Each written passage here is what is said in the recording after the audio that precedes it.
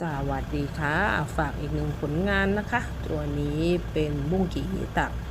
ปุ๋ยคอกนะคะและก็สามารถโรยปุ๋ยคอกได้โดยการดั้มนะคะตัวนี้พอดีมีบุ้งกี่ที่บ้านเหลืออยู่ตัวหนึ่งบุ้งกี่รถตักเก่านะคะขายตัวรถไปแล้วเหลือตัวบุ้งกี่ไว้ก็เลยมา DIY ใช้กับรถ47แรงที่บ้านนะคะตัวนี้ก็ถือว่าโอเคระดับหนึ่งแต่ตัวล็อกเราต้องพัฒนาต้อง